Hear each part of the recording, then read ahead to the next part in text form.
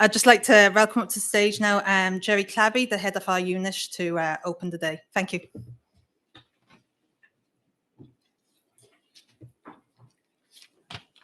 Good morning, everybody. You're very welcome here to Tom Johnson House this morning for this National Information Day for the EU Innovation Fund. It's great to see so many people here and so many people joining us online. Today's event, I think, is a really good opportunity for Irish stakeholders to get valuable insights into the Innovation Fund and explore how we can maximise our participation in this important EU funding programme. The Innovation Fund plays a crucial role in supporting clean technology projects, in accelerating decarbonisation, and in helping Europe to achieve its climate ambitions, and in helping Ireland similarly to achieve its climate ambitions. I'm delighted to welcome representatives from the European Commission's Directorate General for Climate Action, DG Klima, and the European Climate Infrastructure and Environment Executive Agency, SENIA. So you're very welcome, João, Maria, and Albin here this morning. Your expertise and guidance will be invaluable as we discuss funding opportunities, eligibility criteria, and best practice for successful applicants. As Ireland's national contact point for the Innovation Fund, we in the Department of the Environment, Climate and Communications are committed to facilitating access to this and other similar EU funding opportunities and to support Irish applicants or potential applicants in navigating the application process. So whether you're developing a large-scale renewable energy project or a small-scale decarbonisation initiative, we want to help you put your best application forward. So I'd encourage everybody to make the most of today's event, ask plenty of questions, engage with our speakers and ourselves from the department, explore potential collaborations with your with others, and together then we'll drive forward innovation and contribute to a cleaner, more sustainable future. And with that, I'll just hand back to Aideen and hope that today is very successful and that you get that you get everything that you're hoping for from the day. Thank you.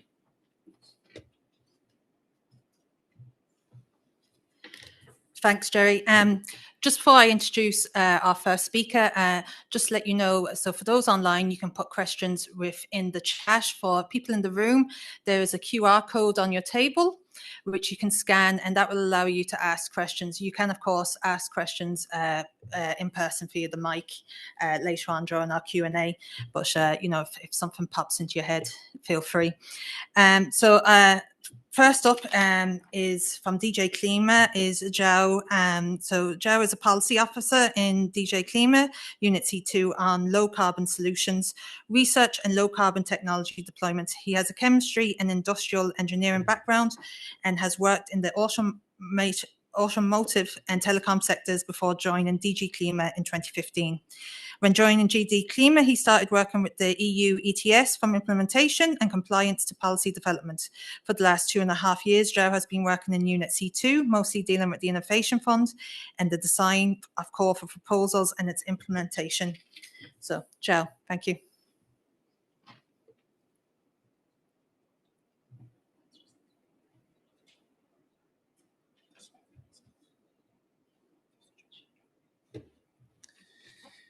Thank you, Aline. Good morning, everyone. First of all, thanks for the invitation. I think it's I speak already also on behalf of my colleagues Maria and Alba. It's with great pleasure that we are here, and indeed, the aim is to in a way to be here to support you in a way in preparing. First, give you a bit of an overview of the Innovation Fund, and hopefully to help you also prepare good proposals and hopefully successful proposals. So I'll just give you firstly a general overview of the Innovation Fund, of where we are, and then dive into the open calls, and then my colleagues will go more into the details regarding the different award criteria and the different elements of the call that will be of interest when preparing a specific proposal. And let me see if this is working. Maybe. No. Shall I? Okay. I press here and you press it.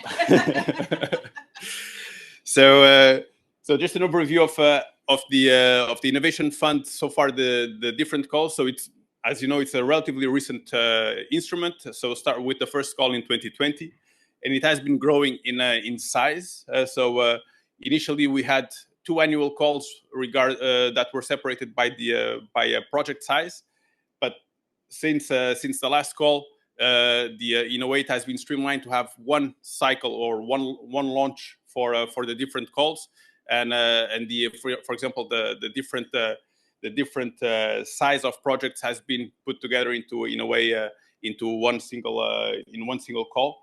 And the most important message that I want to show here is it has been increasing in the size of the calls has been increasing over time, which is also reflected in the number of projects that are being supported by the Innovation Fund, and most importantly, what are the 3 new calls that are now open, and we will go into a bit more detail later on. But to mention I think the main message here is that there are these three specific calls, and to be very attentive regarding what is the deadline for submission of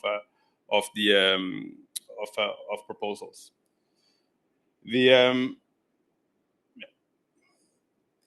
So where are we in terms of portfolio? So far, so there are already projects in 26 countries. So EU member states, but also EEA. So in terms of coverage of geographical coverage, it has been increasing over time.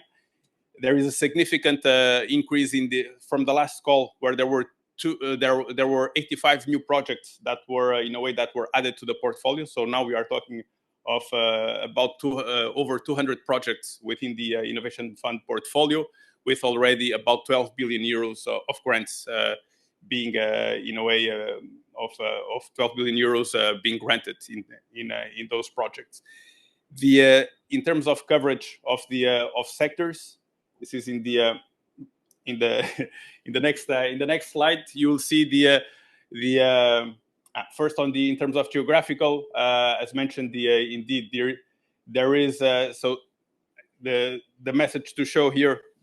Indeed there is a strong a wide representation in the specific case of Ireland.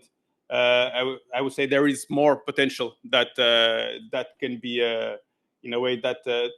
that could be that we would like to achieve. And I think here this is also the aim that we are here to help you better prepare proposals.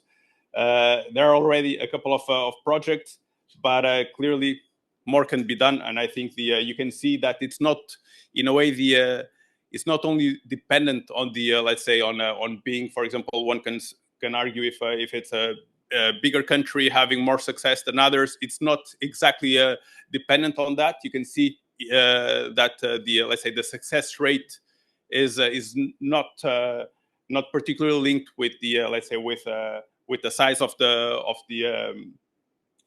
country. So you have there are different storylines regarding countries or projects being successful. Of course, in all cases it's linked with the quality of the applications, but also in terms of the type of projects and the sectors that they are successful. I think in the next slide, just a bit of an overview of the couple of projects that are currently in the portfolio for Ireland.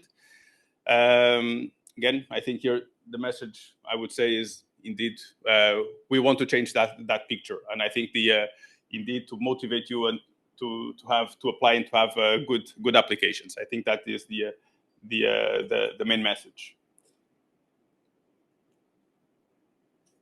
So for the 3 calls that have just been opened in early December, there are 3 different. There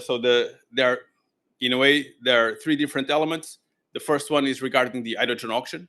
So this follows from the successful from some extent from the successful pilot that was launched last year.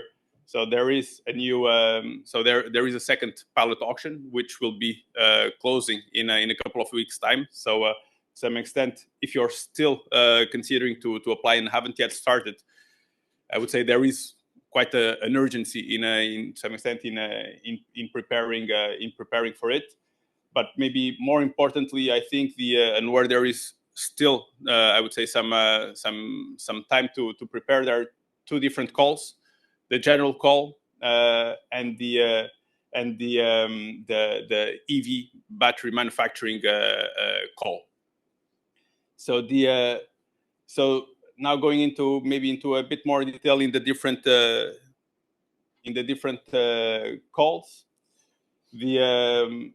First just to mention indeed that as part of the launch of the calls, we have, to some extent, a very detailed info days that we go through the different elements of the application process, of the award criteria, and so on. This is all recorded, all available in this website. Apart from that, there is a strong and in a way very comprehensive set of supporting material regarding guidance, tutorials, examples that are there also to help you prepare the applications. That is also in these links. We will be making reference to it throughout our presentation. But here, when you receive the application, you'll have access or you'll have hyperlinks to all these documents. In the next slide, so now going into, in a way, the general features of each of the calls. For the first one, on the what we call the general call, so it covers in a way the wider scope of type of projects. The main message is the deadline is for the 24th of April. There is a total budget that is split by topics. We will see that a bit further on. The award criteria for to some extent, for those who are already familiar with the Innovation Fund, the award criteria, to some extent, there is some continuation from the previous calls. So what we have to some extent worked on was in providing better guidance, in some extent, in some cases actually better define what is asked for, and we will hear more of that in detail. But very clearly, the objective is low carbon innovation, and to some extent, all that is reflected then in the award criteria. There are two elements that I'd like to mention. One is the step seal that was first established in the previous call. This is continued in the current call. So basically, for projects that in a way pass all the thresholds of the evaluation, either if they get the Innovation Fund's grant, or even if they don't get the Innovation Fund grant but pass all the thresholds, they will receive a step seal. And the step seal, to some extent, is a quality seal that may, to some extent, can also help the projects in let's say in applying for other type of support. And there is, in a way, another functionality that has just now been introduced, which refers to the grants as a service, which is to some extent a possibility for member states if they are interested to some extent to top up or to, in a way, assign specific resources that would to some extent make it possible for projects in that specific member state who haven't, for example, been able to receive the Innovation Fund grant, actually to be supported by those resources that are assigned. So this is a functionality that we had it first in the auction, and now to some extent we have replicated also for the grants as a service. The possibility is there. I have to say that so far, even though we had some exploratory meetings with some member states, it hasn't yet to some extent materialized. But in a way, maybe just more for your information. What are the 5 topics? So there are 3 topics that are to some extent based on the project size. So for small, medium, and large, let's say the eligibility and the coverage of projects is very much the same. Again, looking at the energy intensive industries, renewables, energy storage, CCS, CCU, and maritime aviation. So the mobility sector also being covered. So these are the in a way the general scope of sectors that are covered. There is a specific budget assigned for each of the topics. In a way, this means that basically then the projects are let's say the budget is used depending on, of course, on the quality of the project, and then there is the clean tech manufacturing. This is the clean tech and the pallets. To some extent, they were first introduced in 2020. We've seen in IF23 there was a very strong interest also on those two topics, and to some extent this also justifies in a way the continuation of these topics for IF24. And in terms of scope, I say that we again ensure some continuation on the scope, but so for clean tech, very much looking at the manufacturing of components for renewables, heat pumps, energy storage. So there is a very specific also aim for the type of projects that are being looked at. And for pallets, to some extent, if you use the TRL scale as a reference, again, it's not a specific requirement, but to some extent to using it to some extent as a reference for the type of projects for pallets. To some extent, one can consider it maybe at an earlier stage. So there is the in a way the aim for validation, for testing of technologies, and this is also reflected in some of the requirements that for the award criteria that we will hear later on.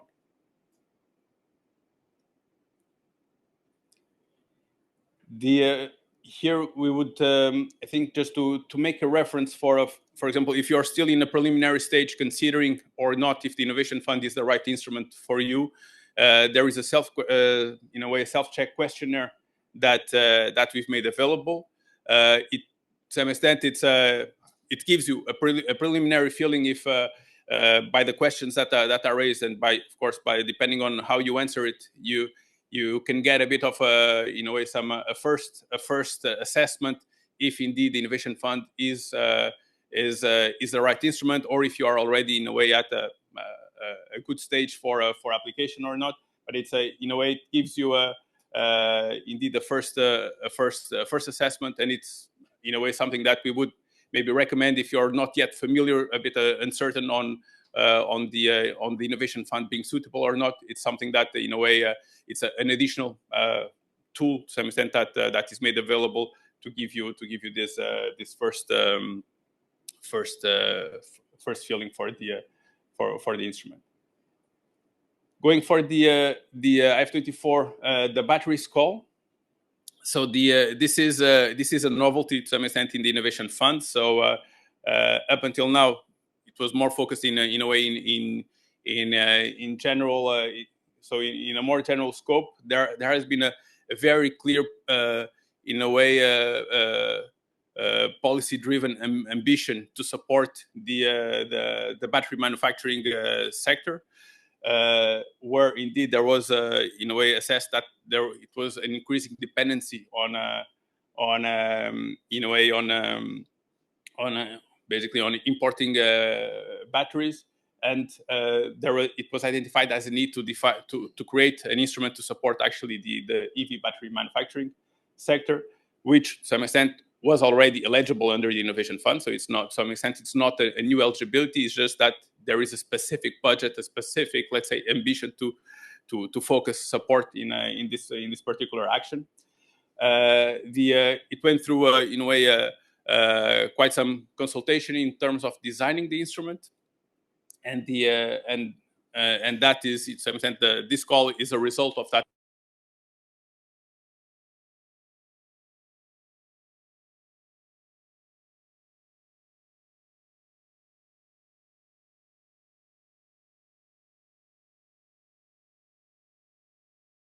on the in a way on the different consultations to some extent follows as much as possible the same structure in terms of award criteria. Thank you. So we'll so just to finalize on the batteries. So to mention the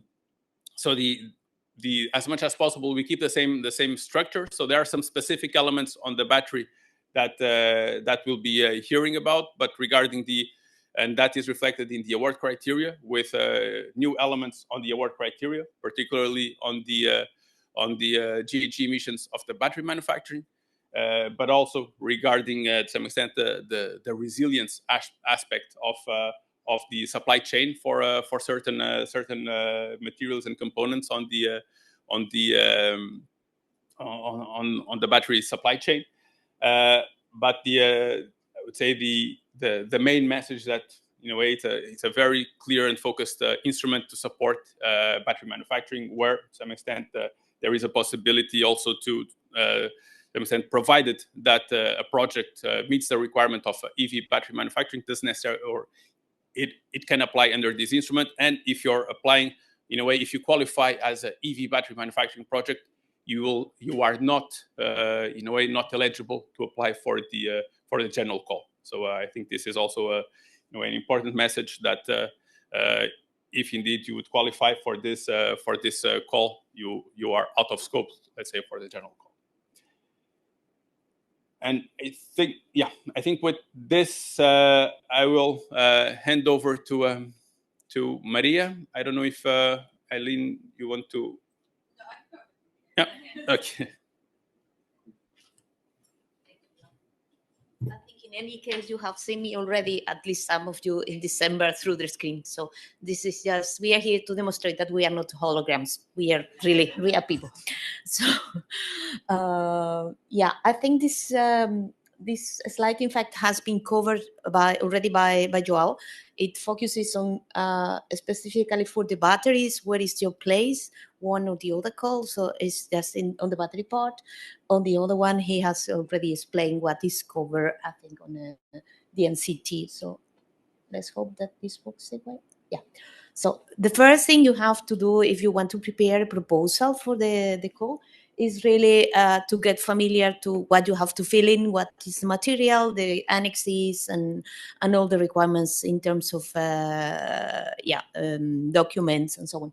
So you have to go to the funding and tenders portal, and there, when you go to the IF call, is really explain, how you should apply, and you have as well many links to material which is not in that funding and tenders portal, but is hosted in CINEA website, because we acknowledge we are not the easiest of the European programs, but I mean, we do our really best, all of us, on trying to provide tutorials to explain how do you have to fill in some calculators you have, for instance, for all the financial part, or for all the greenhouse gas emission avoidance, and many other things. So look there, you will find plenty of information which is going to be useful if you are going to prepare a proposal. And you also have the links to the recordings that already Joao mentioned, the ones we had in December, where we spent, I think, 1.5 days going really thoroughly to each of the elements for the 3 calls which are open at the moment. So if you really go for them, first invest some time on materialize and on getting a knowledge on what is available, and also the info they recording, because probably you will save time later.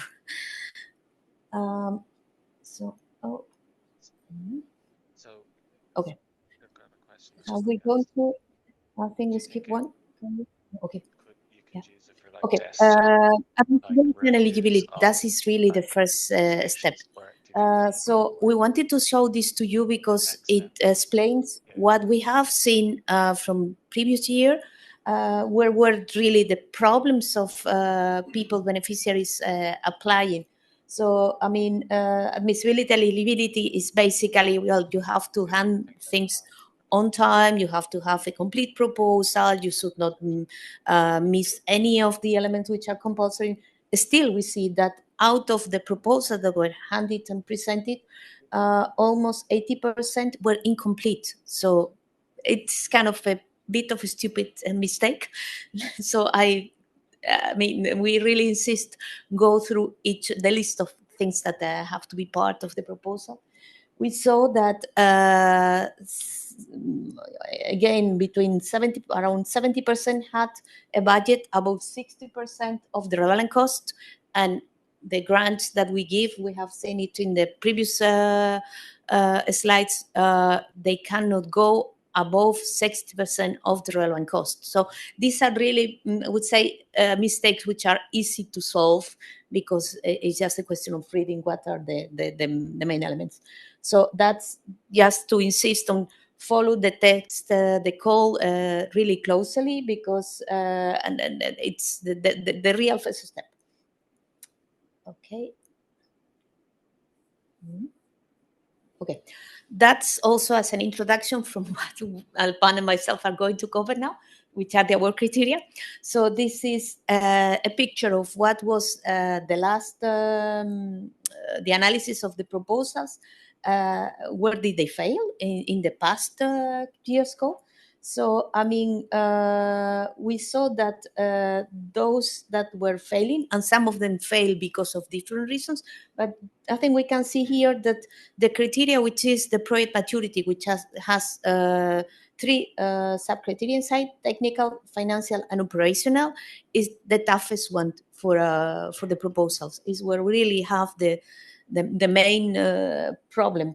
And as I said, the financial maturity seems to be the most challenging of the whole evaluation. But I think with the explanations from Alban today, things will be much more clear for you at the end of the day.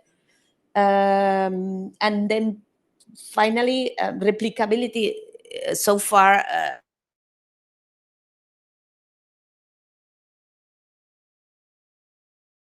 But it's not really a problem. I mean, we have not seen any proposal failing because of replicability. So, okay, let's go to the award criteria. No, I think we have to go one.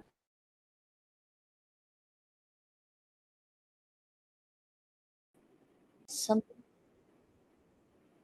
Okay, so.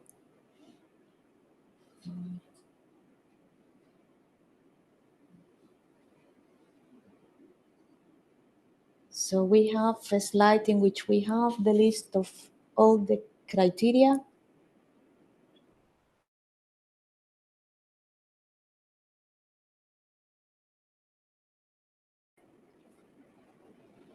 Sorry for this small technical problem, namely for those who are online. Working hard on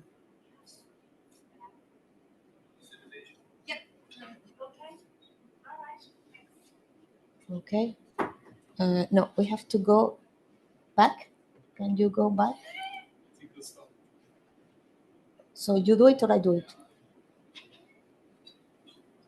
Back. Okay. There is no one with the whole list, the following one? Yeah, that one is the one I wanted. Thank you. So here we have the list of criteria we're going to walk through together. Some of them, most of them are common to the two calls, the what we call the regular call, the net zero technologies, and the batteries call. The hydrogen is not covered here. Alban will cover it later on at the end of the session today. So degree of innovation, GHG emission avoidance potential, and manufacturing carbon footprint. This is specifically just for the batteries call. Project maturity that I mentioned before, which has three sub-criteria: technical maturity, financial maturity, and we will also cover the cost efficiency, which is a separate one, operational maturity, and then replicability, which this year has slightly changed, and we'll see it. And then the contribution to European industrial leadership and competitiveness has some specific requirements for the battery. Security of supply and country independence. This was already mentioned by Joao, specifically for the battery. And then there are several bonus points which apply depending on the proposal. So if we go to the degree of innovation, you have to go to the application part of B, and in the section 1 is where you have the part that you have to look at. And we want to see the innovation in relation to the state of the art that exists, and to see as well what goes beyond of the state of the art, because you are supposed to have something which is above incremental innovation. This type of projects we are looking and aiming at. We have prepared for the first time a template for the feasibility study, and it's available in under the section PABI templates. And this is mandatory, but this means that if you have your own one, which has a list of content which at least it equals the one that we provide, you don't have to make a new one. If you don't have, so it's like if you want kind of a checklist.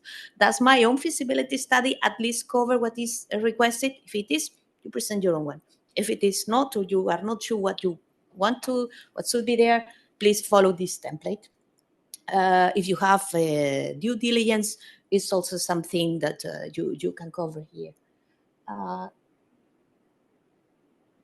So what do we mean with the degree of innovation? Well, first thing that it's important to underline is that we don't speak exclusively about technological innovation. We are speaking about technologies, business models, processes which are not yet commercially available. So innovation is a bit broader than technological innovation.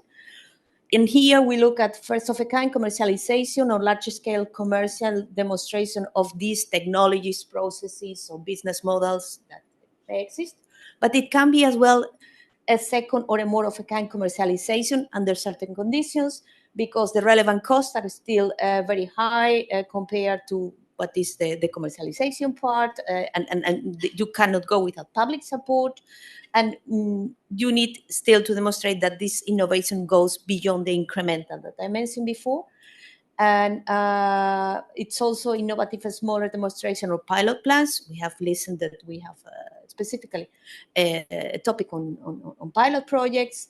If this is the right scale to test something so that later it can go to a larger scale. Or it can be projects that aim at scaling up techniques, processes, technologies that exist, and this is a step which is necessary for a broader roll-up and will later contribute to decarbonization of other sectors. Important of this slide is the fact that if we're talking about the small-scale projects, normally the innovation, you have to compare the state of the art at European level. So if you're speaking about the small-scale projects, you can choose to compare at national level or at European level. But it's the only case in which the comparison can be done at national level. And obviously, if you choose to compare at national level, the score that you will get might be, it's a judgment of the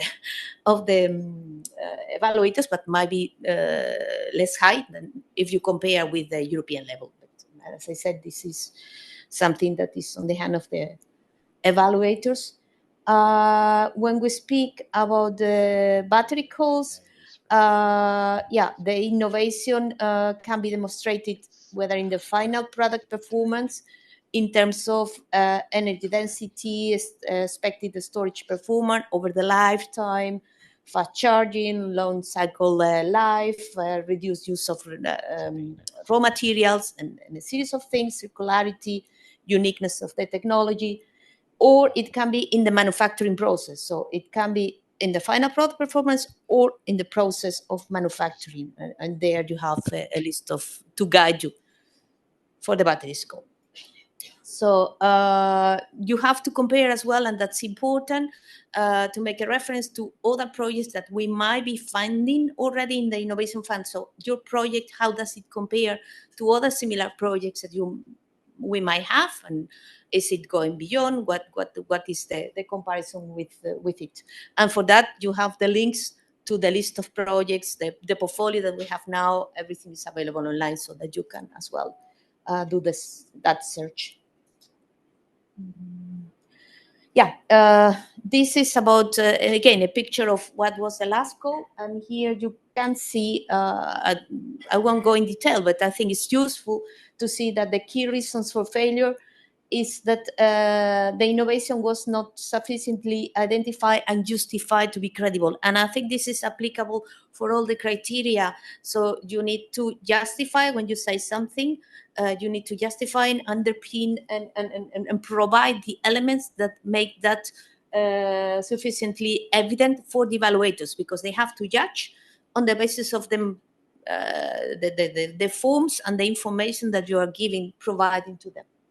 And then some cases, state of the art was not sufficiently well elaborated, or there were inconsistencies between what was said in part of the proposal and another part. So yeah, there is more on that available on the web from the recordings of December. Useful to get a good overview on that. And we go to the GHG emission avoidance. Here we are in section 2 of Part B. So here, in fact, the criterion is looking at 3 things: the absolute GHG emission avoidance, the relative, and the minimum requirements. In order to do this part of the proposal, besides the what is the form itself, there is what we call the GHG emission avoidance calculator, and this is an annex which is mandatory. And depending on what is your proposal, you will have to use one or the other part, because we have them per sectors. And for the battery coal, there is also a specific section in the methodology. So please refer just yourselves there. Here we also have, as I said, the calculator, we have a tutorial, we have the recordings, examples, because we understand this is probably as well, together with the financial elements, the most difficult part of the proposal. So get familiar with all that. If still, once you have got familiar with that, you have a specific questions regarding your project, we have a help desk available online, in which maybe you want to provide some detailed questions regarding the project you are preparing the proposal. So they say coming soon, the tutorials, I think they're already there. Yeah, okay, this is an explanation of what is the absolute GHG emission avoidance, what is the relative, and how do you do the calculations. I think it's really evident. The only thing is that you have to see that you compare with the reference scenario 14 years after the entry into operation. This is what you have to use for the calculation. So, yeah. Here, what I wanted to underline is this the bottom part of the slide, because I think it's important. The fact that for all the topics, except for the pilots, the relative GHG emission avoidance has to be at least 50%, while for the pilots has to be at least 75%. So consider this, because this can be an information that allows you to see whether your project can go or not. Important to consider it. Yeah, lessons learned from this. So the main mistakes that we have seen from the past year is poor assumptions, wrong emission factors used. There is information guiding you what you should be using as emission factors, double counting sometimes of emissions, wrong calculations, and all that sometimes results in overestimations of the GHG emission avoidance, and then the evaluators see that the things are not consistent, and depending on whether they penalize, or in some cases it doesn't pass the thresholds. And so, yeah. Manufacturing carbon footprint, this is a criterion which is specific for the batteries coal. So important because here we are looking at the amount of greenhouse gas emission associated with the manufacturing processes of the battery. So this is why it's specifically for this coal and not for the others. So here is energy related emissions, emissions related to the upstream components, or the raw material emissions. So as I said, just for those looking at this coal. And now we enter into the project maturity, where I'll cover the technical maturity and then hand over to Alban for the financials. So let's go to the technical. Again, here we look at Part B, and we got at section 4 and section 4, 0 and 4.1. So you have to explain what are the technical characteristics, the scope, and the technologies that you intend to use. You need to explain the technology readiness of the solution that you are proposing, the technical feasibility of achieving and delivering the output that you intend to have with your project in terms of quality, in terms of volume of products. This is as well linked to the feasibility study. Again, I made the comment on this fact that this is a mandatory annex. As well, can be linked to due diligence report if you have. So if we go to the following slide, you need to do a risk analysis and how to manage this risk. So you have to describe the risk that could impact the technical feasibility of what you're proposing, the proposed process technology of your project, and describing the impact and obviously the mitigation measures which are as well proposed, and explain why they are suitable. You have a table to present all of them in the template, and then you have to as well to make a risk heat map similar to what you have there. And I think we have, yes, a bit as well on the lessons learned. So again, the key reasons for failure is often that there is not enough credibility supporting what the proposal is saying, because the risks have not been properly identified or the mitigation measures are considered not strong or not properly described. Sometimes the proposals lack credible data and evidence, or the strategies to achieve the targets are not sufficiently detailed. So some tips, hopefully, to see where to put more emphasis when preparing the proposal. I think with this, I hand it over to Alban.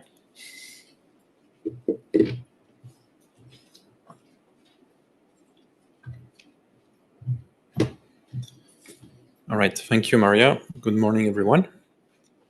I guess it's this one. No, this one maybe. All right. So the financial maturity. No. Okay, so let's. No. Come on.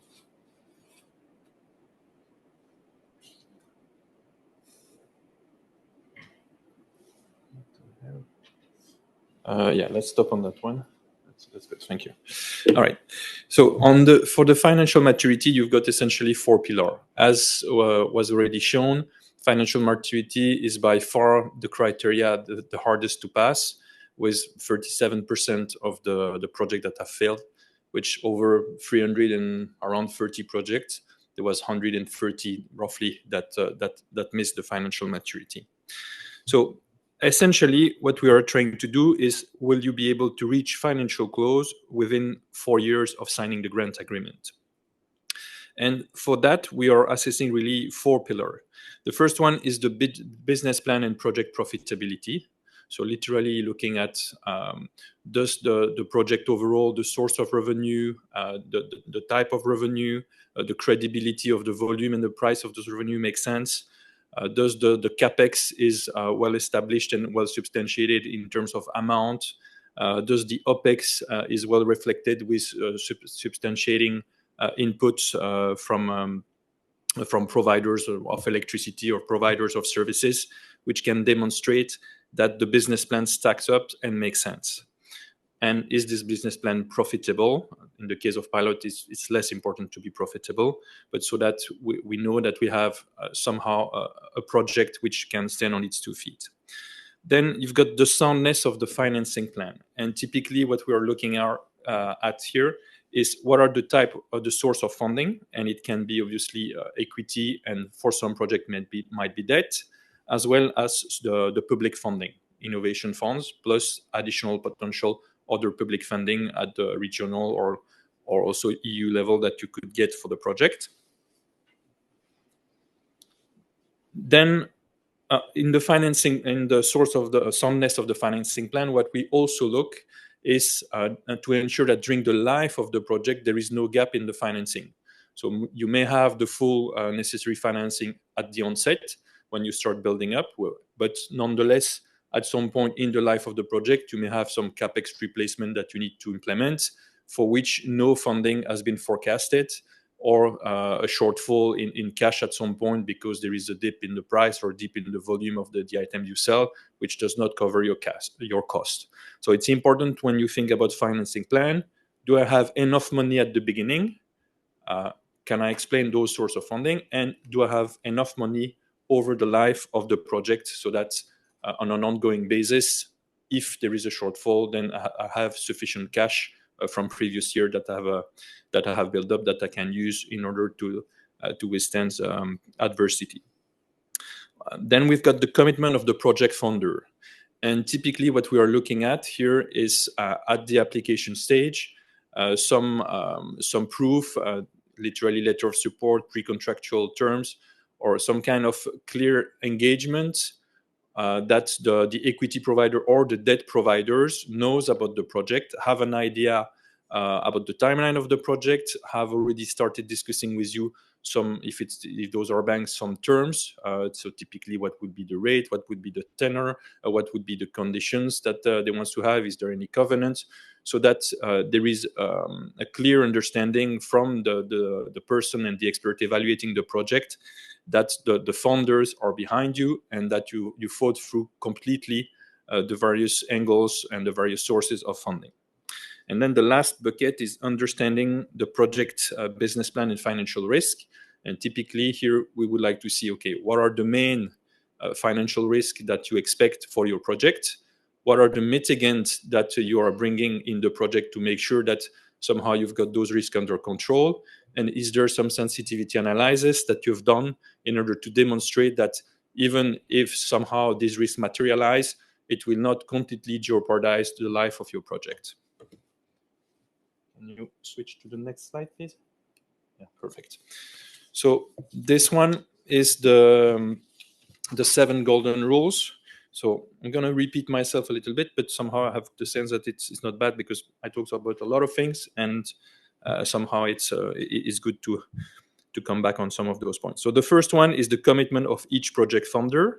And that's even more important if the NPV of your project is negative. So typically what we don't have any threshold in terms of profitability. So we don't give more point to a project who has an IRR of 10% compared to an IRR of 6%. So there is no profitability threshold, and you don't score better because you've got a better profitability. However, what we want to see is that if the IRR or your NPV is negative, that you still have enough backing from the equity investors. Because at the end of the day, if you have a profitability which is extremely low or negative, obviously you need to attract equity investors. And you need to prove us that despite the low profitability, the equity investors are behind you. And therefore, it's quite important to have strong letter of support, even from equity investors, in case the profitability of your project is low. If the profitability is high, generally it's easier to find equity investors because they will be enticed by the rate of return they can get out of your project. On the business plan assumption, so what we want to see is typically a detailed breakdown of the capex and a detailed breakdown of the opex and the revenue. So here, if you have like a capex which is a few hundred millions, we will need more than 3 lines explaining how this 300 million is split. And typically what we want to see also is from the providers, so quotes from the provider of the equipment, so that we can match along the value chain. So literally, I'm sourcing an electrolyzer. Here is potentially my provider of the electrolyzer. Here's the quote that he's providing. Let's say he put 80 million on it. Then in your model and in the financial information file that you need to fill in, we will need to be able to trace back, okay, this is the electrolyzer. There is a line item electrolyzer. That's the same capex, which is in the quote. That does all tie up.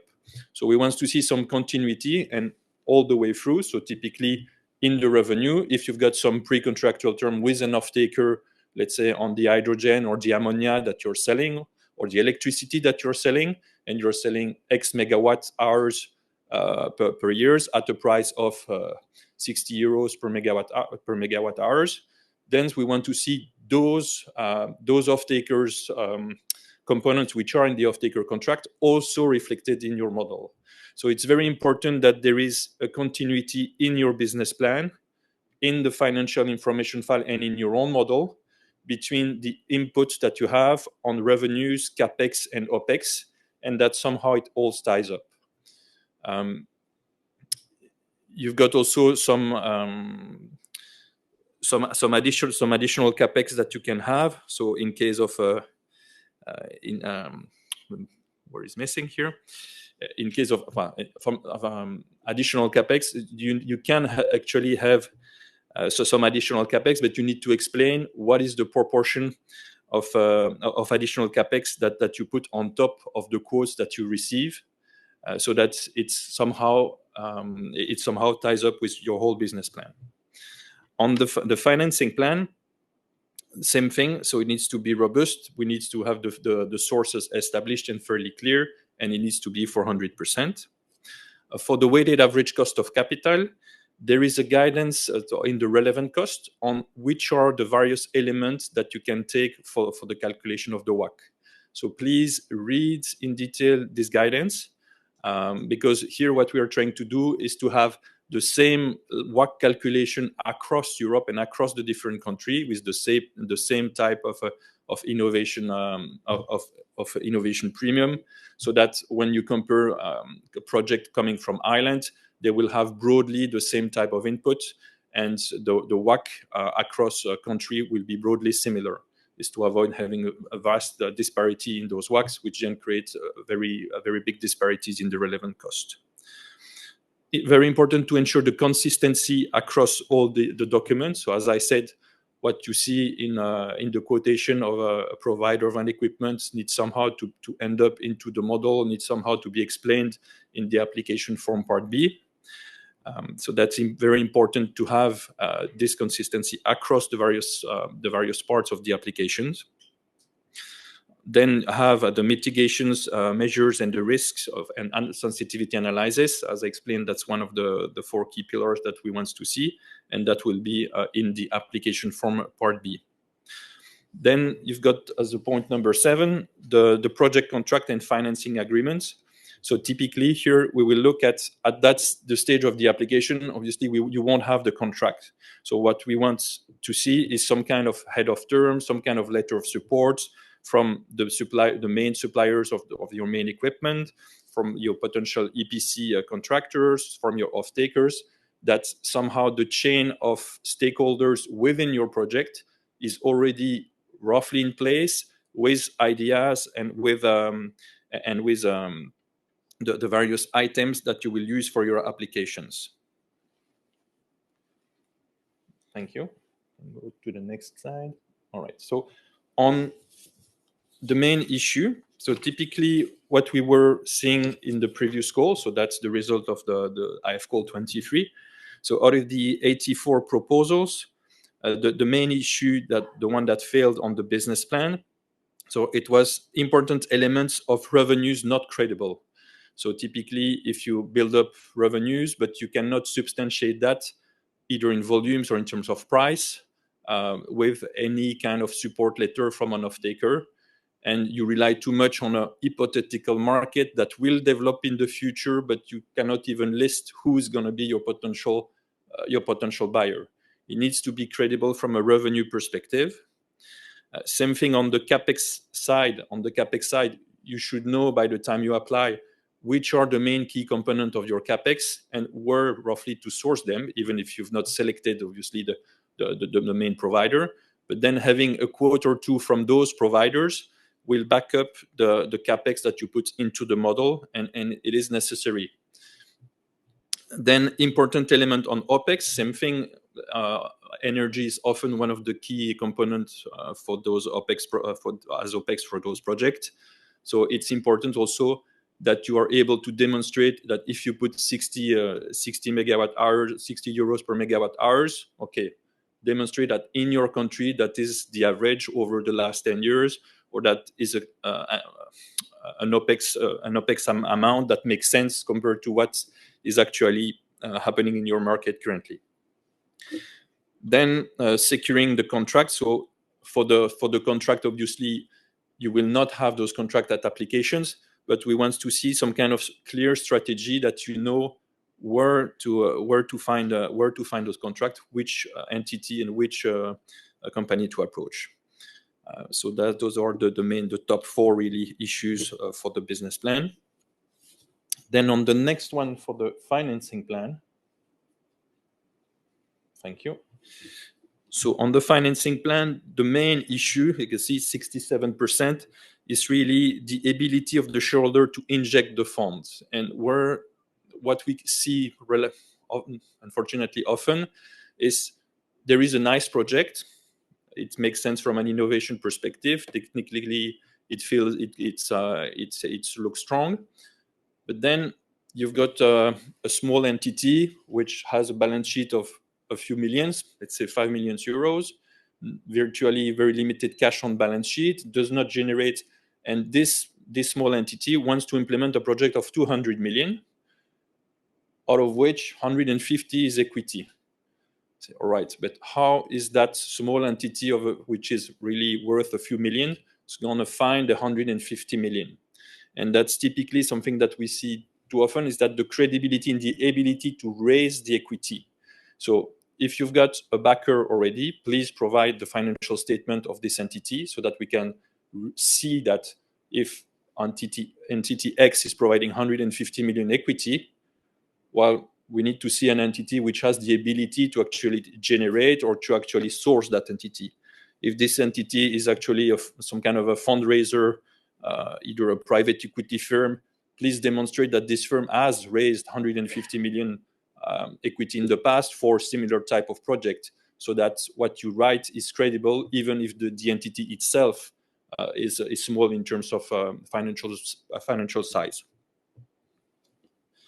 Then the second point is the business plan not fully funded, and that's when typically, again, you say, well, I need 200 million for the project, but then when you line up the lines of who is providing what, you end up with something, I've got 170 million where I can see, and it's credible where the source of money is coming from, but I'm still missing 30 million.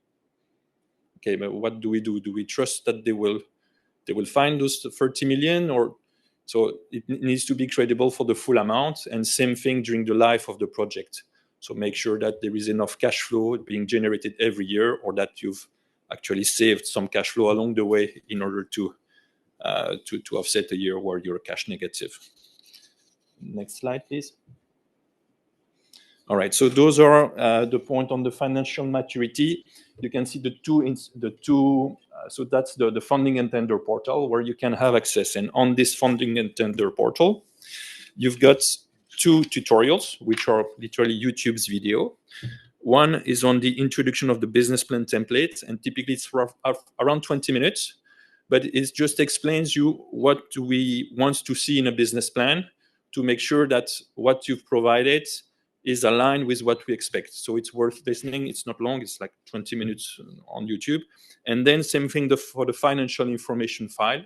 So the financial information file is the model which we use in order to have across all the projects the same format, so that it's easier to analyze rather than having 300 different models with all different type of input and different type of structure. So the financial information file, please look at that video. Again, it's around 20-25 minutes, because that helps you understand how to fill the financial information file, what are the input we expect, and where to put what kind of input and output. So please have a look at that. That will help you a lot to make sure that the financial information file is fully and well completed. We now move to the cost efficiency. Thank you. So on the next slide. All right. So the cost efficiency is the way it's calculated is the ratio that you can see on the slide or on the screen. So it's the requested innovation fund grant, so how much you request from us, plus potential other public support that you have. And we are talking about public support that you will put in your model, so where you are sure that you will get them. So if you, let's say you are applying for something, or you think about applying for another support in the future, but you've not even started this application, then it should not be really in that cost efficiency. It's only when it's in the model and you expect to have it as part of the financing of your project. So what we want to see is, if it's in the model, it needs to be in the cost efficiency ratio. If it's not in the model and it's more an hypothetical application that you might do at some point in the future, then it may not be in your model and it will not be in the cost efficiency ratio. So you need to ascertain at which point are you if you're looking for other type of funding than the innovation fund. And this is divided by the absolute GHG avoidance emission, and that gives you this cost efficiency ratio. So this, yes. Then we move to the next slide, please. On the cost efficiency ratio, so you've got two things. You've got the automatic score, which is calculated over 12, and then you've got, when for the battery call and for the innovation fund call, then it needs to be less than 200 euros per ton of CO2. It's important that it's less than 200 euros per ton of CO2, because otherwise the project will be rejected and not considered. So it's arguably it's one of the first things to do. If you start an application, the first thing to do is to fill in the financial information file to calculate if you've got a relevant cost for your project, because some project may not have a relevant cost. And if you don't have a relevant cost, then you're not entitled to a grant. And then the other one is to calculate the cost efficiency, and it's also part of the fifth. You've got within the fifth a cost efficiency tab. And in this cost efficiency tab, you can see, once you filled in the fifth, if you're above the 200 euros per ton of CO2, which is absolutely crucial for Innovation Funds 24 and for the battery call.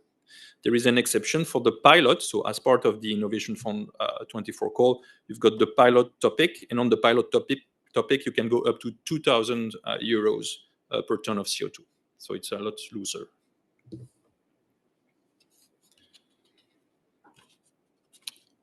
Then we move to the relevant cost calculation. All right, and on the methodology, so there is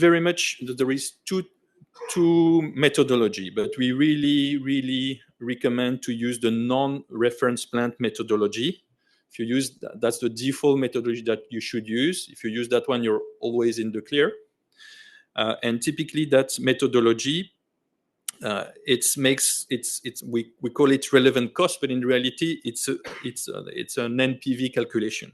And it's, as you can see at the bottom, it's literally the capex of your project, plus the present value of the opex of your project, plus the present value of the maintenance capex of your project, minus the present value of the operational benefits. And here, operational benefits, we generally mean if you received some ETS carbon for your activity, and due to the implementation of this new project, which is decarbonated, you have actually those ETS carbon that you can sell because you don't need them to offset the CO2 emission that you issue. Then you can actually sell those carbon, and the benefits, the operational benefit of that sales can be registered as an operational benefit into the project. And then obviously the last is the present value of the revenues. And we are talking here about the revenues of, you can have several sources of revenues over the life of your project. Typically, the calculation will take that over a 10-year period. But it's important that when you fill in the financial information file, you fill in for the lifetime of your project. So when you, in the various input sheet, you've got 4 input sheets. In the input sheet, you put the lifetime of the project. The relevant cost calculation sheet will by itself take the first 10 years. But please put in the full input and the full input of for the lifetime of your project. Generally, it's going to be much longer. It's typically around 20 years that you have. On the next slide, so general cost. So the general tips on the relevant cost. So as I was saying, the first thing to do is before you start doing all the business plan and all the filling in all the application form, is to fill in the financial information file. Ideally, the best way to do that is you probably have already your own model.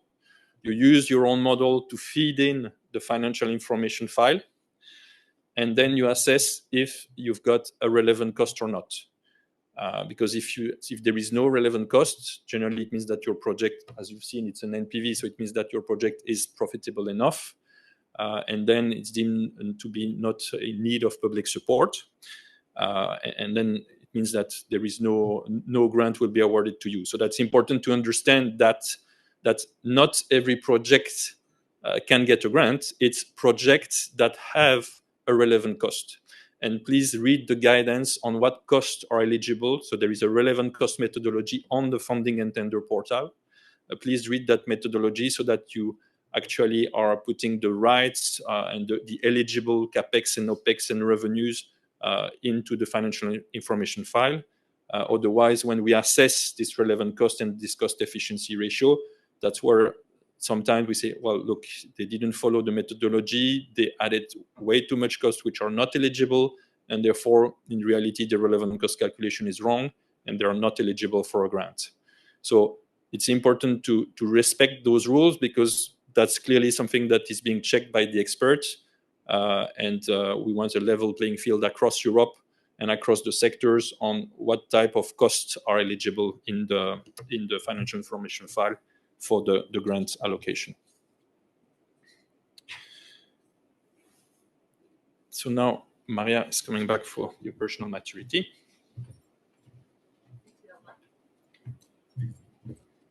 Thanks, Alban. So I will walk you through the remaining award criteria, and then Alban will introduce an overview of the hydrogen auction.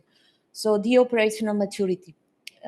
We come back again to where in the form you can find in the forms the information. So you have there the section, operational maturity, work plan, and work packages, activity resources. So we are basically into section 4.3 and 9192. You have to provide timetable and charge. It's mandatory. It's in the list of mandatory documents. Information about those participants, their CVs, if they have been involved in previous projects. And again, this is also mandatory information. Feasibility study, we spoke about it, due diligence, and obviously here, any information regarding permits, licenses, authorizations, if these are relevant for your project. Explain where are you in the process of getting them, if you have already started, or what will entail for the project. So this to start.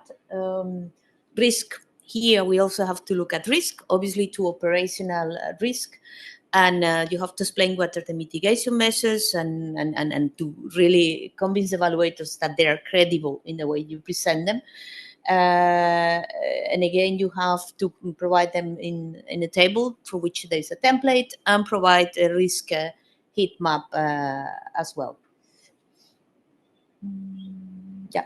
Reasons for failure. I wouldn't say that this is much different to applicable to this sub criteria, but similar to the other maturity aspects. So in this case, the project implementation plan sometimes is not credible, it's not well explained. I mean, you try to do too much in a very little time and you don't convince evaluators. The team management and the organization are not sound. You are claiming that, I don't know, there are experts in a certain area, but then the CVs and the information on past projects in which they have been involved do not really match.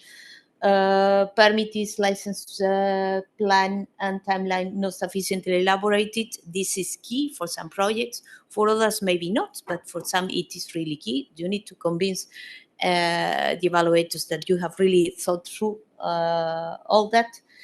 Or it can be that the operational risk and the mitigation measures and strategies are not properly presented. So, as I said, not very difficult, very different to the technology, the technical maturity, but in this case, on operational issues. So, if we move, then I think we go to the replicability, and this is applicable for both the regular coal, the net zero technologies, as well as the batteries. So here we're in section 5. So, and we also have the knowledge sharing here, for which this time you just have to provide an outline, not the full knowledge sharing. And yeah, as for the other criteria, the project is judged, or this criteria is judged on the basis of the information which is available there for the evaluators. But so far, as we have said, this has never been the reason for a project to fail. If we can pass to this, because it's important. Nevertheless, we have somehow revised this criteria, and it's slightly different than last year. So now we have 3 sub-criteria within the replicability.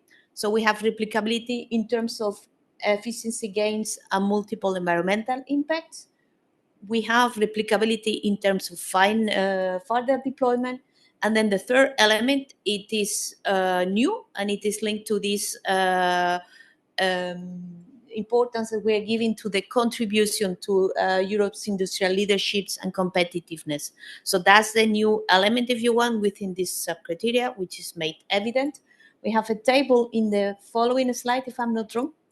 Yeah, to explain a bit what does it mean in the IF24 call and in the battery call.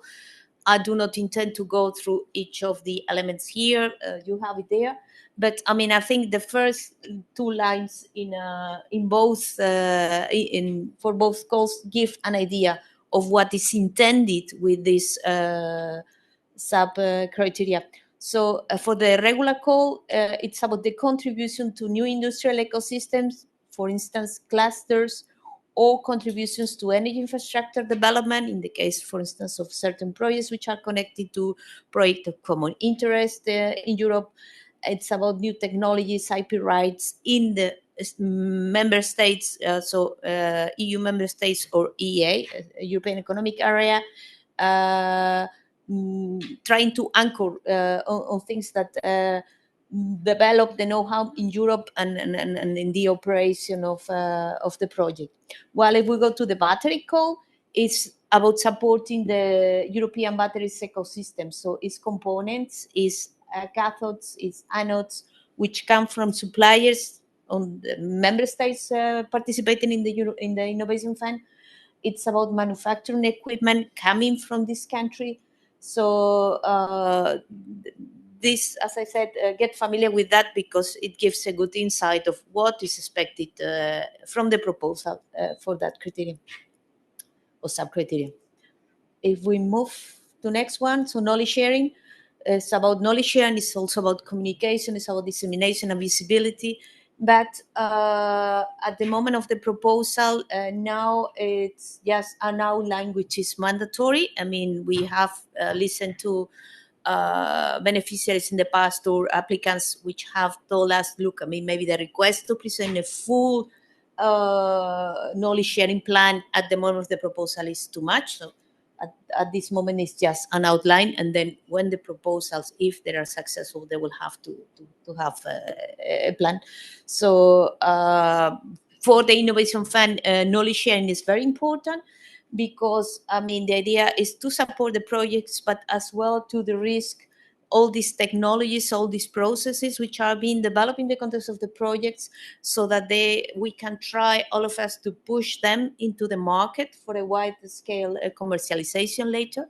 And this is why we're attaching this importance to knowledge sharing, so to accelerate the deployment of all these technologies, processes, and systems that we're developing. And there you have where to find the information that you need to prepare this outline. And I think with this, we are passing, to the last criterion that we're going to cover, which is specifically for the battery call. and it's the security of supply and counter-independence. And this was already underlined by Joao in the beginning of his presentation. This is about diversifying the supply of the cathode active materials, the CAM, and the anode active material, the AAM, from China during the project's monitoring period. So, I mean, it's not that we are saying nothing comes from China, but we all know that we have an over-dependency from there. So the idea is that the less of these elements coming from China, the better the score can be for a proposal. And when it is about a project that in which there are already existing facilities, the need is to demonstrate that the use of this element is decreasing compared to what is happening in the last 2 years. And this is just about this element. So CAM and AAM, it just applies to imports from China. It doesn't mean that there can be imports from other countries. There is not hard threshold. It is about maximum apply, trying to diversify, and obviously during the project there will be a means of verification evidence that will be requested. But for those who have an interest, read the call text, and it's further explained there, and as well in the recordings of a specific info day that we had for the batteries. And I think with this, if I'm not wrong, I finish, and I'll give it to Alban again for the auction.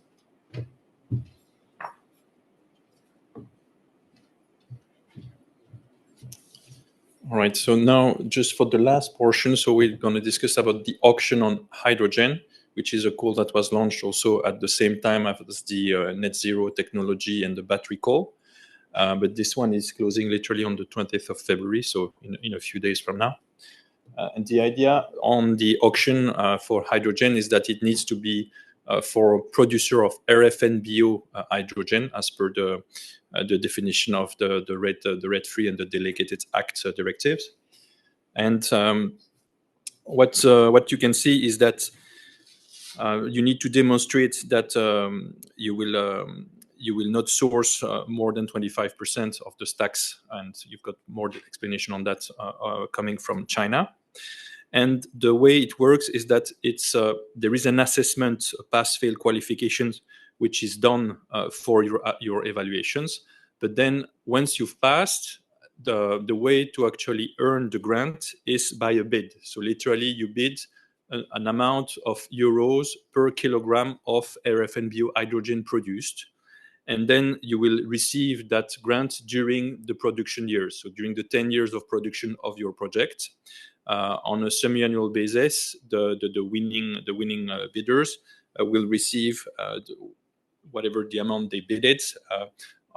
So let's say you bid 0.4 euros per kilogram of hydrogen produced, and you win the bid, then you will receive 0.4 euros per kilogram of RFNBO hydrogen produced during the 10 years of production. So that's the point here, was to cover, so literally the difference between the levelized cost of hydrogen and the revenues. So typically the projects tend to bid something which is the difference between the revenues, which is lower than the levelized cost of hydrogen.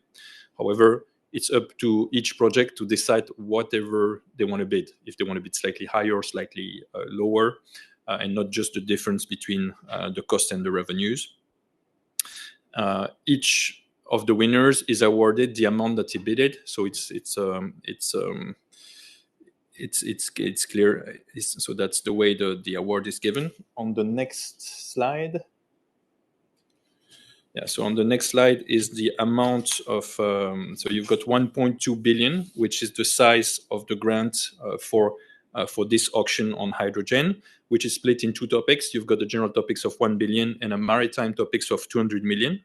And on top of this 1.2 billion, you've got 3 countries that are joining this auction. It was in a scheme that we call the auction as a service, and those are Spain, Austria, and Lithuania, which means that those 3 countries, for the project coming from those 3 countries, even if they are, let's say, not winning the bids at the European level, if they will be actually, their bid will be taken and matched against the other Spanish bid, if you're a Spanish project.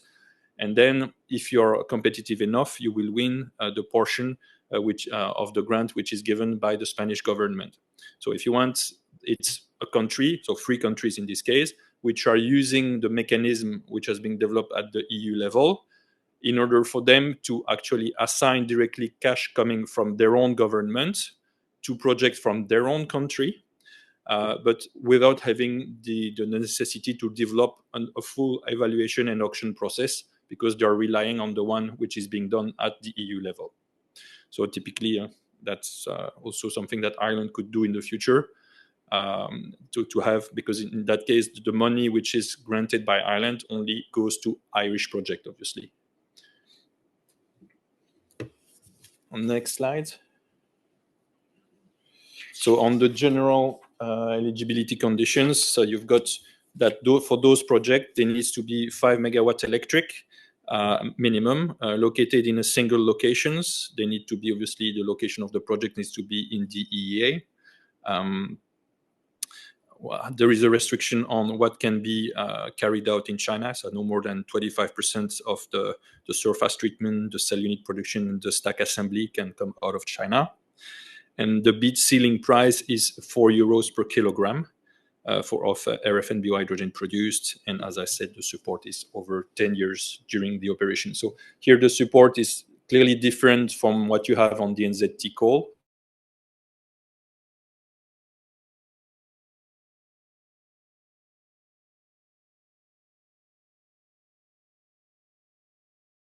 To put up front all the capex and all the development of the institute, you apply for the NZT call with a hydrogen production. Then the reality is that you can get some support much earlier on at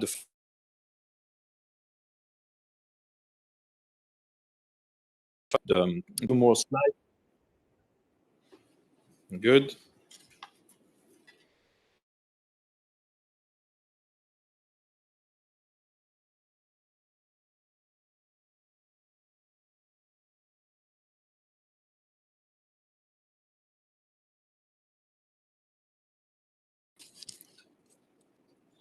To invite, I don't see Erin, she's gone, so maybe we can move. Here you go.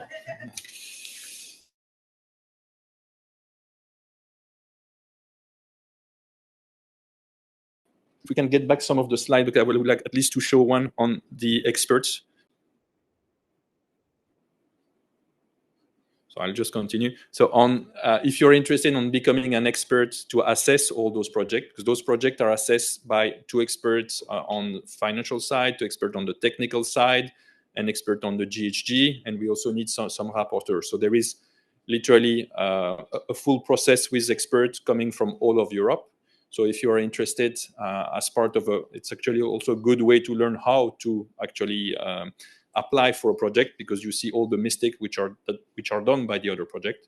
It's a bit time consuming because we are talking about assessments which are taking a few days, but nonetheless, that's a good way to actually learn the process and make sure that if you apply for your own project, you come with a robust application. So it's sign up as an expert, as an EU expert.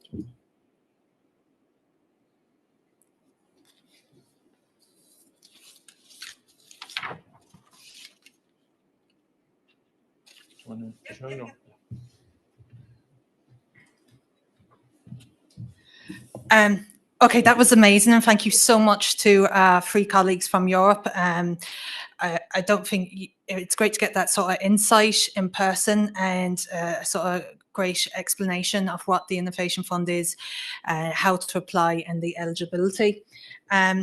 So for those who don't know me, my name's Aideen Riley, and I'm the national contact point here in DEC for the Innovation Fund. I want to get onto the Q&A quickly, so I do have a few slides, but Kieran will be delighted that I'm going to absolutely fly through them. Yeah, Kieran, if you just want to move on to slide 2. So just as I was saying, so we operate within DEC in the Environment, Climate Research and Advisory Unit. So we bridge sort of Irish stakeholders and the European Commission. Our mission is to facilitate access to EU funding for clean technology projects and provide tailored support to enhance the quality and competitiveness of those applications. I won't go through again, so, Joe and Maria and Alban went through the social categories. If we skip on to slide 6, Kieran, I'll just explain what we do as the NCP to help you. So navigating the EU funding calls can be complex, and that's where we come in. So we provide guidance on the eligibility criteria. We can clarify documentation requirements.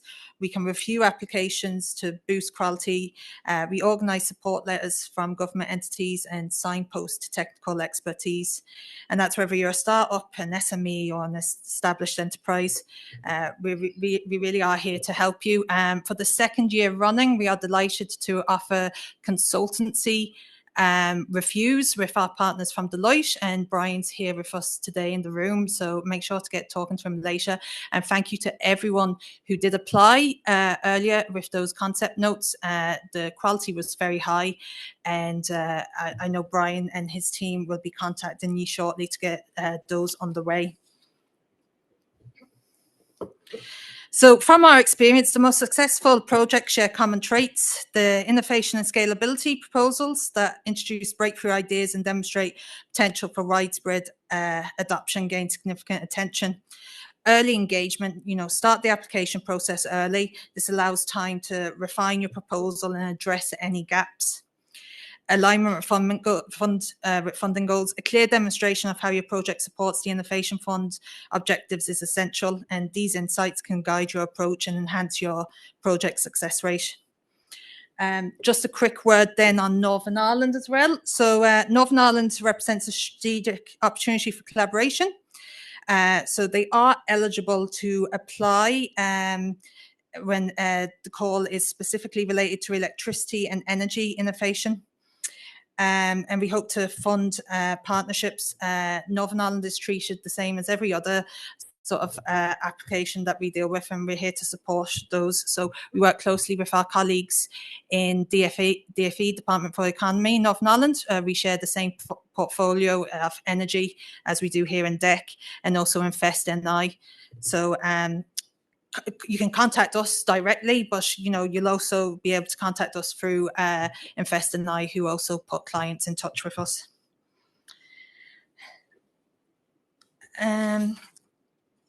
Do you know what? Everyone knows what's available now, so I'm going to skip straight through to the Q&A so we don't miss any times.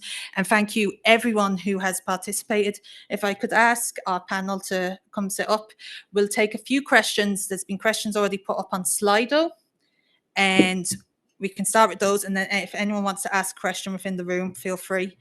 Gary will be going around with a mic. Kieran, have you the other mic?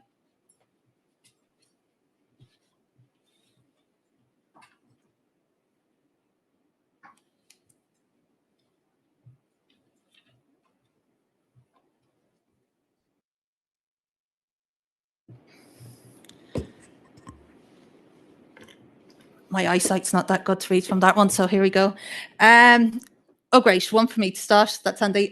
Will the Irish NCP support NI projects in principle? Can they avail of grant writing support, consultations, etc.? As I just mentioned, projects from NI that have a project in relation to electricity and the grid, they can apply for the Innovation Fund. They're also eligible to apply for the sort of support that we offer, those consultations with the likes of Deloitte, and they have done so in the past. We will talk to any project from NI and sort of give them a guideline on whether they're eligible or not. And if we're unsure, we'll always check with our colleagues in Europe and SNEA on their eligibility. So they're more than welcome. They're treated exactly the same. The only difference is when we go out for letters of support, obviously we'll also be contacting government departments in Northern Ireland, such as DFE, to provide those.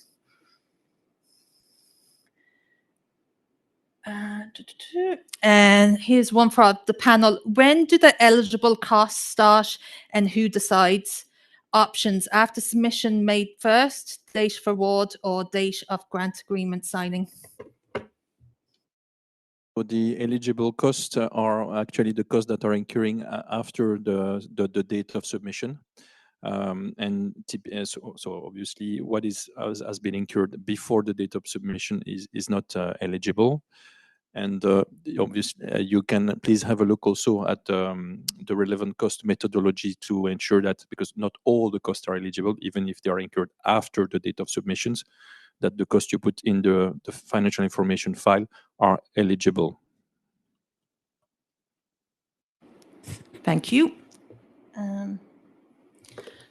So does a small project's innovation being assessed at a national level only need to, sorry, can I just, only need to consider the 2 prior Irish innovation projects? So this is in relation to the small scale where the project has to be innovative in the member states or in Ireland in our case, but if you'd like to expand.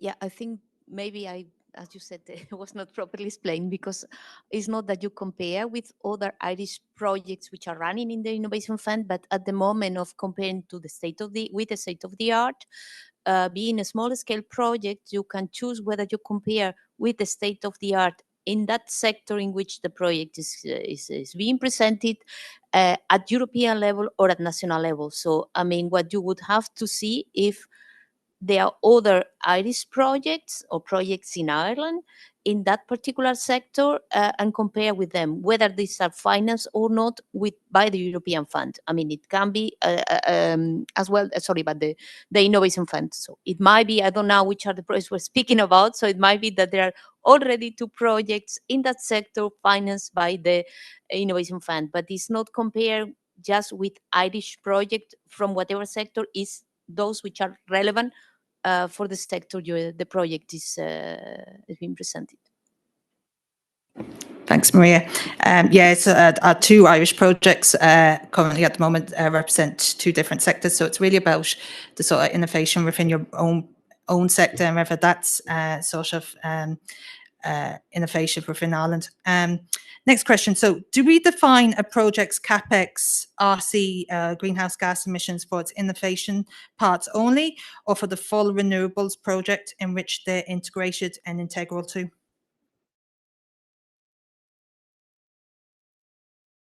It depends how do you define the scope of your project, but generally the tendency would be to say that you take the full renewable of the project, not just the innovation element.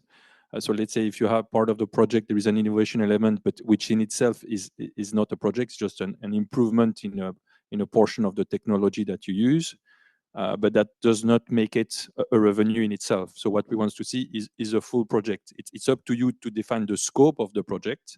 So if you've got, let's say, if you take the full value chain, or if you stop after the first item that yet to sell. But the general idea is that you have a project which has cost and revenues. A portion of the technology or the process that you use is innovative, but you don't stop just at doing a cost-benefit analysis of an innovation. You tend to include that into an overall project with revenues and cost. If I may, maybe just to complement on the GHG calculation. So in a way, it's a similar approach.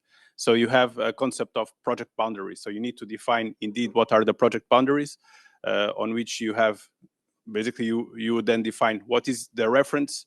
So your reference scenario, and to which the project will be compared to, so that you can calculate in a way how much less emissions you would be achieving by in a way in the project scenario. So you have this concept of the project scope or the project boundaries, and you have indeed specific rules in the methodology that help you define the let's say the relevant boundaries for your project.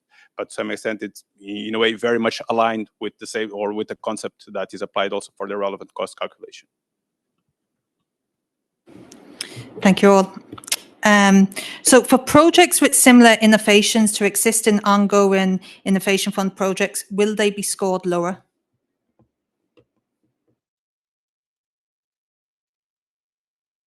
So what we say is that, to some extent, you need to take, or to some extent, to take into account when defining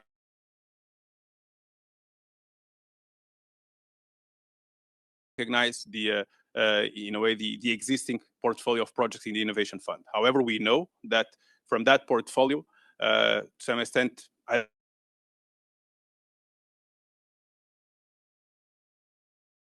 started in operation, and maybe the technical information is not yet or is not available.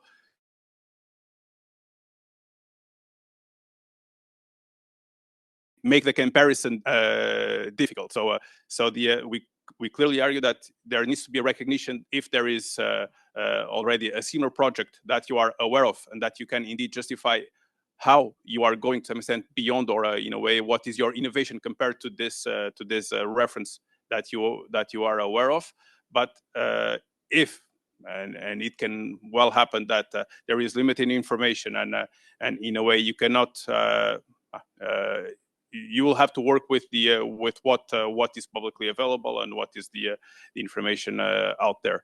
So we clearly argue that you need to recognize if there is a similar project, but to some extent we also know that there can be cases that the information is limited, and therefore that will not be in a way the let's say that will also be taken into account in the assessment.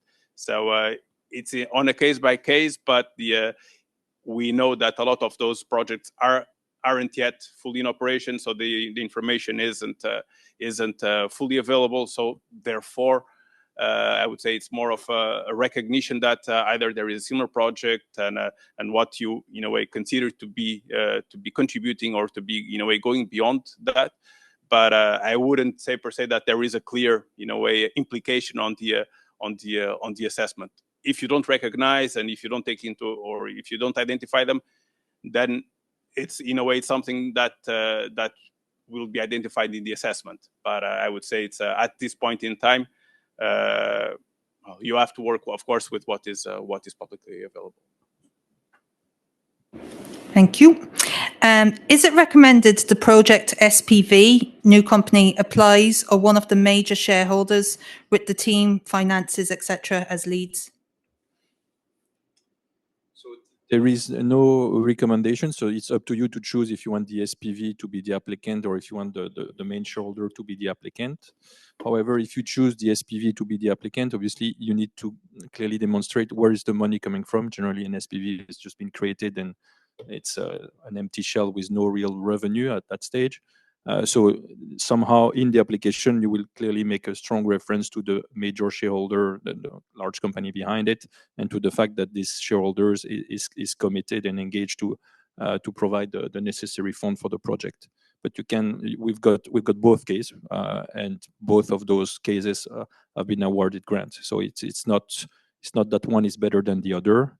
But in the case you choose the SPV to be the applicant, it needs to be clearly the demonstration that the shareholder behind it will commit or will engage the funds. Thank you. For small scale, how many comparisons with the technological state of the art should be made to reference technology to clearly demonstrate project is state of the art?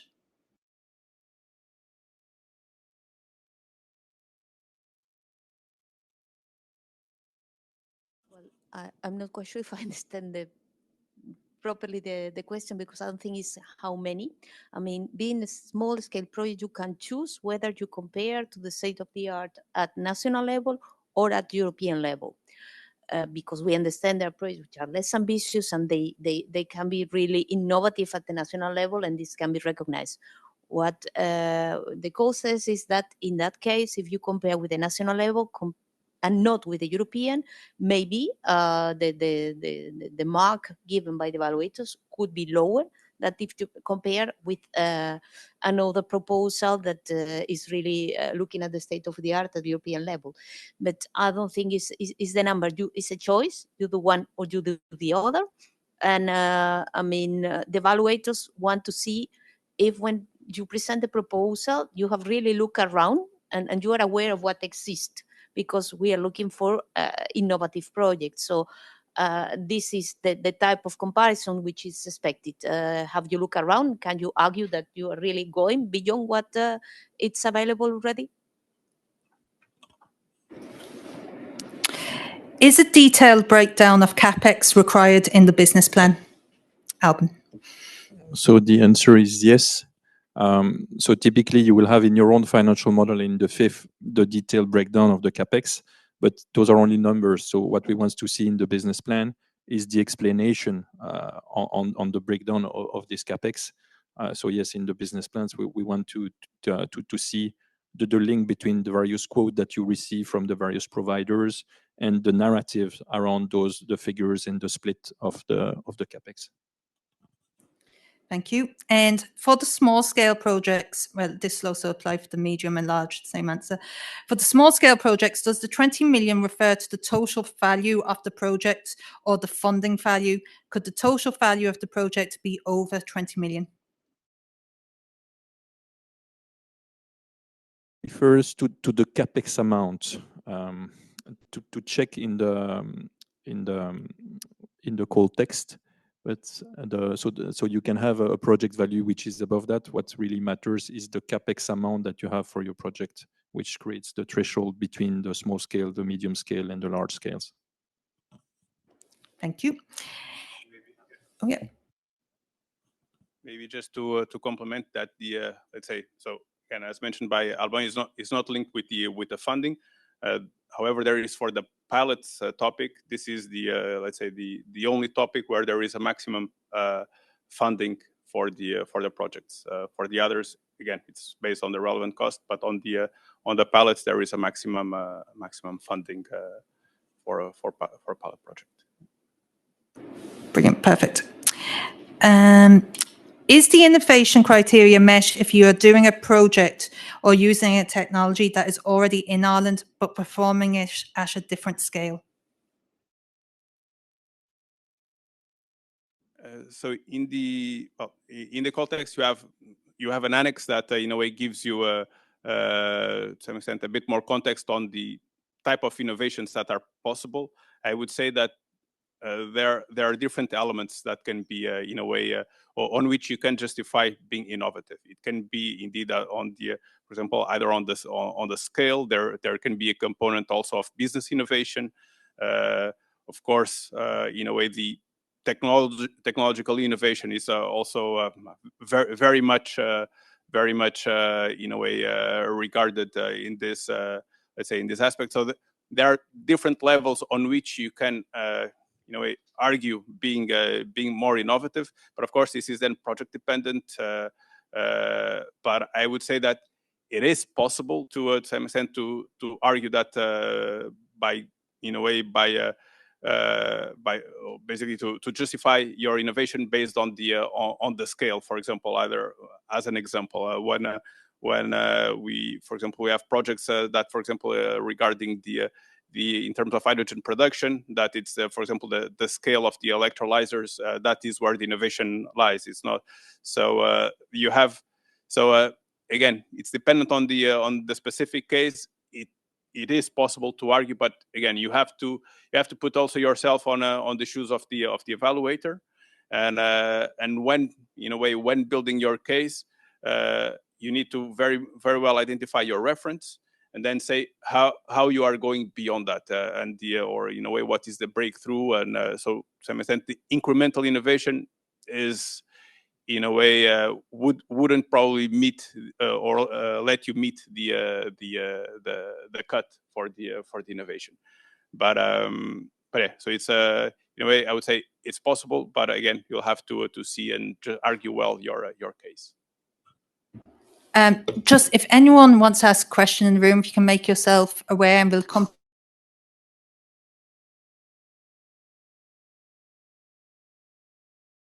Projects, how is funding dispersed? Example, is there prepayment alongside later payments linked to milestones or deliverables? Yes, so for the successful projects, typically you will have, I would say, three tabs. So you will have up to 40% of the grant which will be disbursed at financial close. Then you have a portion which is disbursed at entry into operation, which typically can be around 50%. It can be more than that, depending on how much you've got on the financial close. But you have the bulk of the funding, which is disbursed at entry into operations, so 50% or plus. And then we require at least 10% of the grant to be disbursed during the operation years. So typically, we monitor that for 5 years. So let's say you have 2% each year for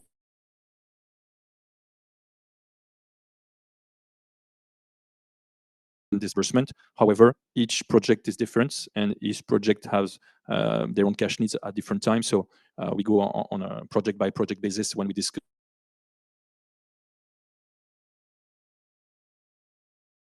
kind of a typical split of the funding. Thanks. I don't see any questions in the room. We are running out of time. I see some questions there that we as the national contact point will get back to you on, such as, you know, the consortia. Yes, academia can take part, and we have had that in the past. But I'd just like to ask, Pat, is there any specific question there you'd like to answer? And if not, we will get back to you as the NCP. Just we are running short, I'm afraid. Oh, sorry. Sorry, just I suppose a request more so than a question to the panel, but thank you very much. It was very informative today. But just for any of the applicants who are successfully to be chosen for the consultations with Deloitte, I suppose we will be reaching out over the next while, but if you could please provide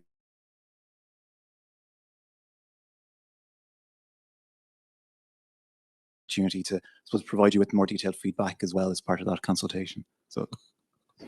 Perfect. Thanks, Brian. And yeah, if there's anything specifically you'd like to answer. Oh, even.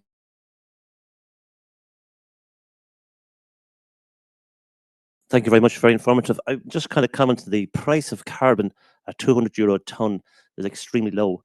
Our national SEAI here, they offer €2,500 per tonne for innovative projects. And it's extremely hard to drive innovation. And always will cost a marginal more. I'm just wondering, of the €200 per tonne, have other projects in Europe achieved that? Is that based on?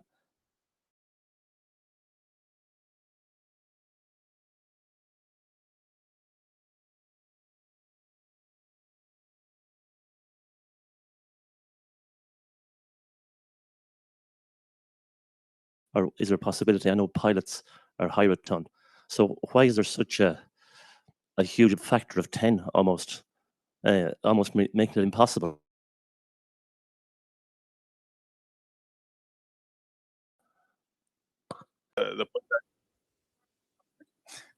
So the innovation fund, there, in a way, the number of resources, they are relatively limited. Of course, it's a substantial amount, but the aim is to, in a way, to target that to the most efficient and most cost-effective way of reducing the emissions. And it's with that mindset that this, let's say, this threshold has been identified, and to some extent, this has also been done looking at the historical and the pipeline of applications and projects that have submitted in the first rounds of the program, and to some extent that helped justify and identify what is the right level to to target and to have the most cost-effective